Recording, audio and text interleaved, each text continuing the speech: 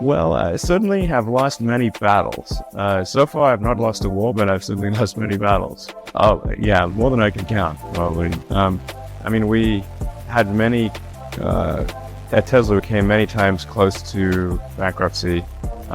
In fact, at the end of 2008, we were only a few days from bankruptcy. It was literally 2 days, or 3 days maybe. I gave basically both SpaceX and Tesla from the beginning a probability of less than 10% of likely to succeed. In the beginning, I wouldn't even let my friends invest because I don't want to lose their money. I thought it was like, I'd rather lose my own money. We almost did die at SpaceX actually. So I budgeted for 3 flights. I mean, technically, I did have a plan where I had the money from PayPal. I had like about 180 million from PayPal. And I thought, I'll allocate half of that to SpaceX and Tesla and Silver City, and that should be fine. I'll have 90 million, like just lots, But then what happened is things cost more and took longer than I thought. So I had a choice of either put the rest of the money in or the companies are going to die. And it's like, I ended up putting all the money in and borrowing money for rent from friends. If you want to try to come up with an innovative breakthrough, that's going to be how it is. Anything which is significantly innovative is going to come with a significant risk of failure. You've got to take big chances in order for the potential for a big positive outcome. If the outcome is exciting enough, then taking a big risk is worthwhile. Yeah. It's really how I approach it. But then once executing down a path, I actually do my absolute best to reduce risk, because or to improve another way of saying it, to improve the probability of success, because when you try to do something that is very very risky, that you have to spend a lot of effort trying to reduce that risk as you embark down that path. I mean, I think I'm kind of constitutionally just geared to just keep going. I don't know. Yeah. I mean, it just I don't know. I mean, it certainly there are times when things don't go well, and then that's quite dispiriting for sure. And so then it's difficult to proceed with the same level of enthusiasm.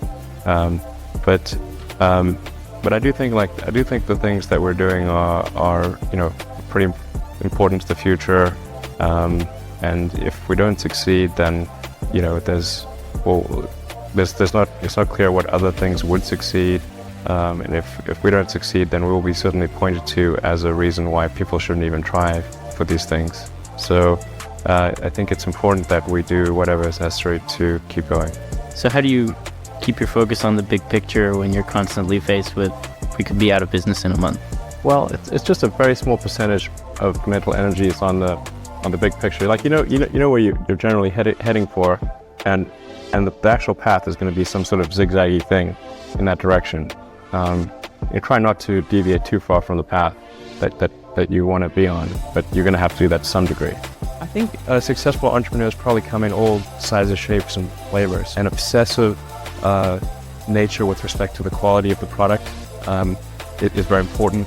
But even if you're the best, there's always a chance of failure. So I think it's important that you really like whatever you're doing.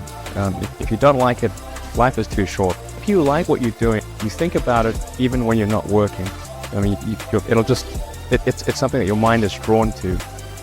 And if you don't like it, you just really can't make it work, I think. A lot of times people think like creating a company is going to be fun. I would say it's not. It's really not that fun. I mean, there are periods of fun, and there are periods of where it's just awful. And particularly if you're the CEO of the company, you actually have a distillation of all the worst problems in the company. There's no point in spending your time on things that are going right. So you only spend your time on things that are going wrong. And there are things that are going wrong that other people can't take care of. So you're like the worst. You have a filter for the crappiest problem in the company. The most pernicious and painful problem. I think you have to feel quite compelled to do it and have a fairly high pain threshold. And there's a friend of mine who says like starting a company is like staring into the abyss and eating glass. And there's some truth to that. The staring into the abyss part is that you're going to be constantly facing the extermination of the company. Because most startups fail. It's like 90%, arguably 99% of startups fail. So that's the staring into the abyss part. You're constantly saying, okay, if I don't get this right, the company will die. It can be quite stressful. And then the eating glass part is you've got to do the problems. You've got to work on the problems that the company needs you to work on, not the problems you want to work on. And so that's you end up working on problems that you'd really wish you weren't working on. And so that's the eating glass part.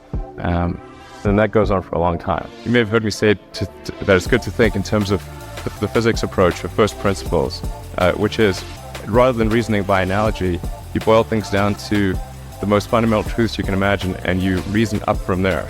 And this is a good way to figure out if something really makes sense, or if it's just what everybody else is doing.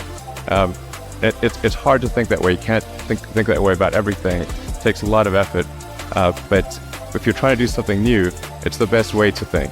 And that framework was developed by physicists to figure out counterintuitive things, like quantum mechanics. So it's really a powerful method. The reason I came out to Stanford was actually to work on energy storage technologies for electric cars. That summer, '95, I was looking at the internet, and it seemed to me like the internet was going to have a big effect on humanity. So I thought, well, I can either work on electric vehicle technology and do my PhD at Stanford and watch the internet get built, or I could put my studies on hold and try to be part of the internet. And at first I tried to get a job at Netscape because that was the only internet company. And they didn't respond to me. So then I was like, okay, if I can't get a job at the only internet company, then I better try starting something.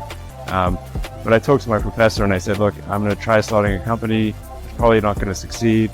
And if it doesn't succeed, can I come back? And he said, sure, no problem. And so I put my studies on hold and started the company. If things had just gone a little bit the other way, both companies would be dead. And I had, like, one of the most difficult choices I ever faced in life was in 2008. I think I had maybe $30 million left, or $30 or $40 million left in 2008. And I had two choices.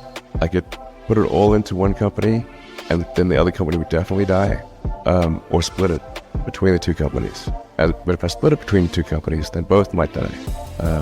And when you put your blood, sweat, and tears into creating something, or building something, it's like a child. It's like, which one am I going to let one starve to death? I couldn't bring myself to do it, so I split the money between the two. Fortunately, thank goodness, they both came through.